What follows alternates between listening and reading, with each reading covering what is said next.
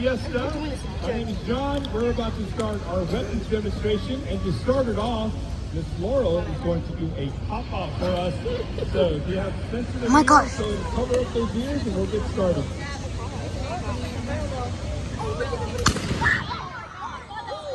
Welcome to the Alamo.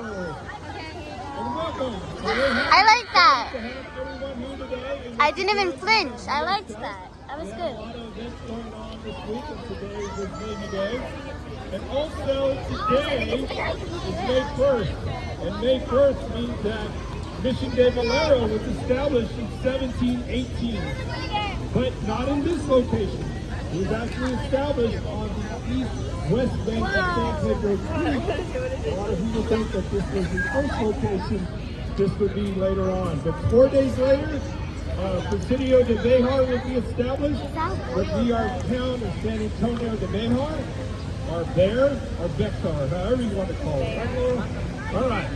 So once again, we are the Living History Department. This is Miss Laurel right over here. She's carrying a rifle.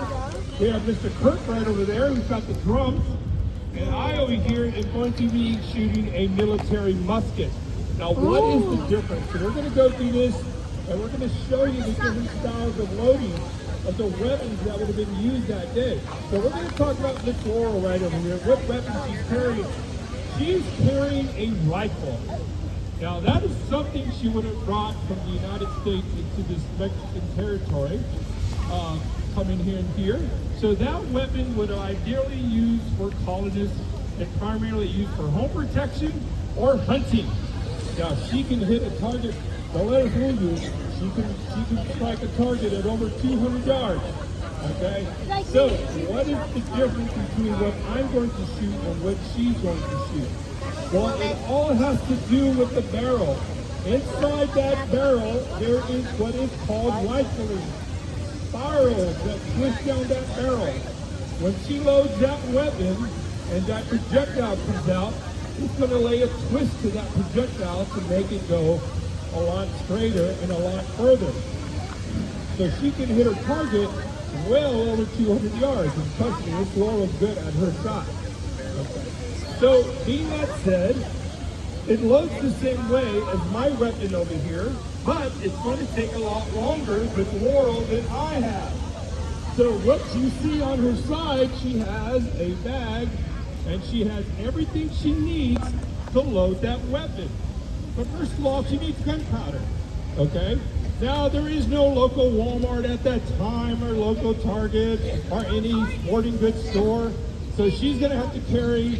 She probably would make her own gunpowder, and she needs to keep it somewhere. And Miss Laura, where would you keep your gunpowder at that time? Powder horn. She has a powder horn, and she would keep that in her powder horn to keep it dry. It needs to stay out of the element. Any wetness, Miss Laura cannot get that shot. And then we probably won't eat tonight. So she's got a powder horn, and first of all, she also has a powder measurer, usually made out of an antler. She would pour her gunpowder into that antler, measure out how much gunpowder she needs, and then she's going to pour that gunpowder down that barrel. As she pours, it's going to go all the way down to the breech of that barrel. Where's the ant? And then from there, she needs to get a patch. And that patch will be lubricated, greased with animal fat. And from there, she needs the projectile, the round lead ball. And she needs to push it all the way down to that barrel, the breech of the barrel. And she's going to force that projectile all the way down because it is rifled. It's causing a lot of friction. So it's taking time. And that time is how much time can Miss Laurel get this weapon loaded? It could take up to a minute to load this rifle.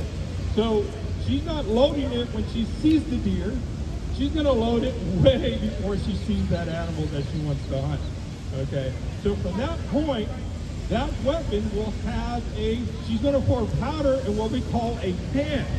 She needs to pour powder in that pan, and then she's going to shut her prison to protect that powder, and then she's going to go to a full, she's got what they call a flint. That flint will strike steel and create a spark, and then she's going to unload that weapon.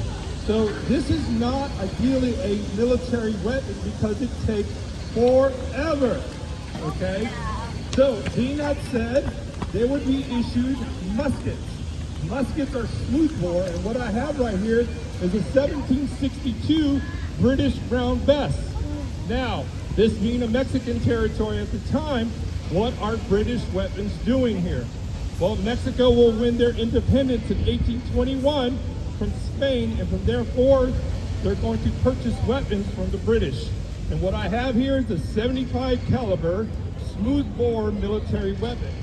Now, it loads, because this is smoothbore, it's going to take a lot faster.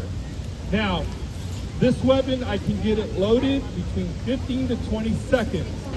Now, in the battle, there are cannons going off. There are multiple guns going off. There is smoke, a lot of confusion, and I need to listen to the commanding officer to load my weapon. But sometimes it gets too loud, and what we would do is have a drummer. And Mr. Kirk right over there. Mr. Kirk, can you give us a sample of what we may hear in the battlefield?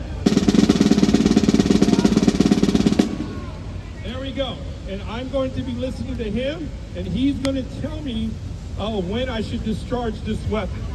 I'm going to load this weapon in the fastest time, and Mr. Kirk's going to follow me, and Miss Laurel is going to be loading according to how she loads her weapon in real time. So probably up to a minute.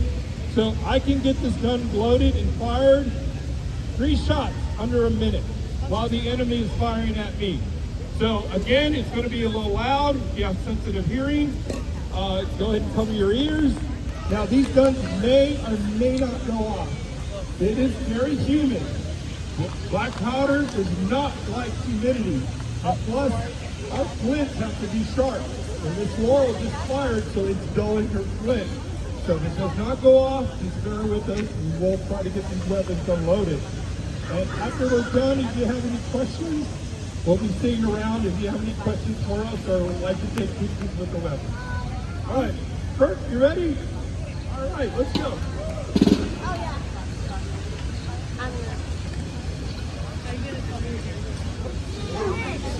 I'm not even gonna flinch, guys. Trust me, I'm not gonna flinch. Okay, it's time. Let's do a not flinch challenge. 3. No flinching from now on. Girl, not in the shot, please. No, Sabrina Davis. Your mom is a chaperone, I'm gonna tell her. I'm gonna tell your mom. No. She hit me. I didn't hit you. She hit me. No, I didn't. No flinching.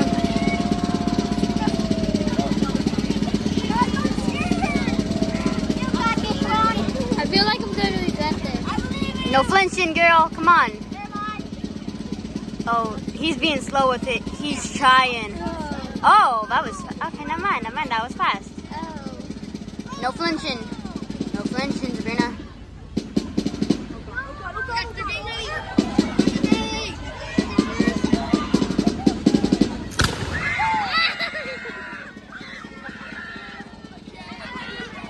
They're doing it again. I flinched.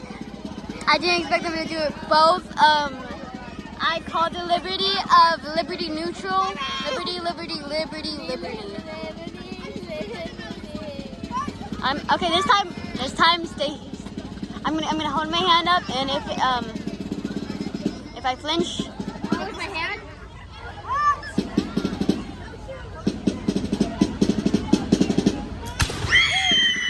My hand didn't flinch. I mean, I flinched my eyes, but like that's different. I've been recording for 9 minutes. 9 minutes recording. What? Yeah. I'm still recording. Yeah. I'm so totally good at this. I'm so totally good at not flinching. You're gonna flinch. I know that. I know you're gonna flinch. I know it. Here, look. My hand's right here. My hand. I ain't gonna flinch.